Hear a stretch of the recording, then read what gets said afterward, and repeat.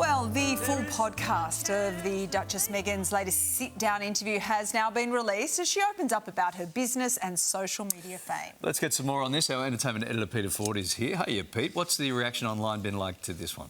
Well, anything that Meghan does, of course, gets a very mixed reaction. So there's all 90 minutes of it available if you want to go and listen to it. The podcast is called Aspire and it's hosted by Emma Greed. And Emma, I must say, is a very engaging host. I've not been familiar with her work, but she asks some very pertinent questions. It's very much about drive, very much about desires, very much from Meghan's point of view about being her authentic self and reclaiming her voice by way of going back onto social media.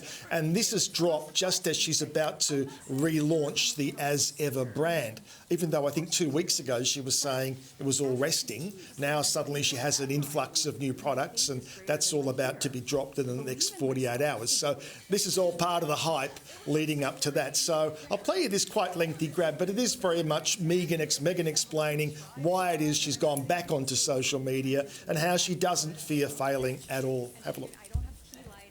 I do not think about failing. No. You're not scared of failing.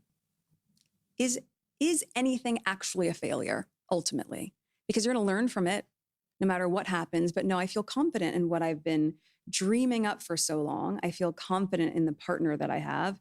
And I feel really proud of the team that I have. There's just such an intense narrative around everything that you do. I can't imagine not being a bit scared. I'm not saying that there aren't moments where I don't feel scared. Mm-hmm. Of course you do. Now, being back on social as well, I have a place where I can share it on my own terms. Started the account in January of this year.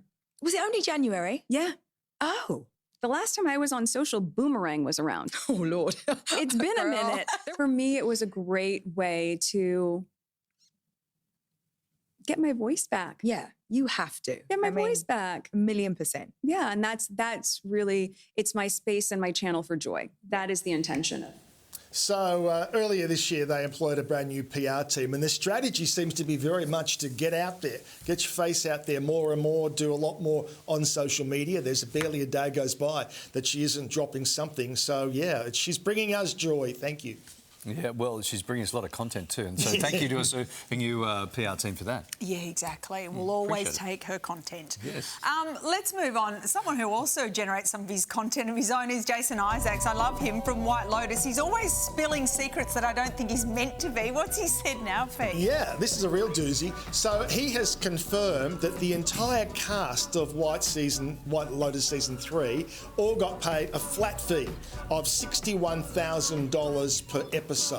That's in Australian dollars. Now, there were 8 episodes, of course, so you can do the maths. Now, that is quite a substantial amount of money to most of us. Sorry, Pete, could you just do the maths? Actually, when you say you do the maths, can you just do the maths? Like we'll have the number for you by the end of the segment. Can you crunch that, Larry? Yeah, get your calculators out. Get your calculator out. Yeah, so basically, you know, that's some of the actors involved in Season 3. None of them were like A-list name actors. A lot of them, they were all very solid working actors and reliable actors, and that's obviously why they were employed, but none of them were necessarily big magnetic names who are going to draw crowds in. So for some of the younger ones, of course, that was a very good fee to have, $61,000 an episode.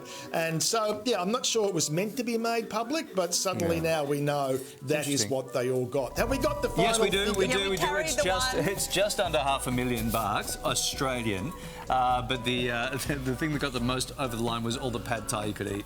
For 8 months. Yes. Right, yeah. Unlimited, Unlimited. I heard. And Pad See You. Dolly Parton, Pete, is being honoured in a huge way. Yeah, she's getting an Oscar, and she can quite legitimately say, as of November, she's an Oscar winner, which, of course, is almost getting her into that EGOT category.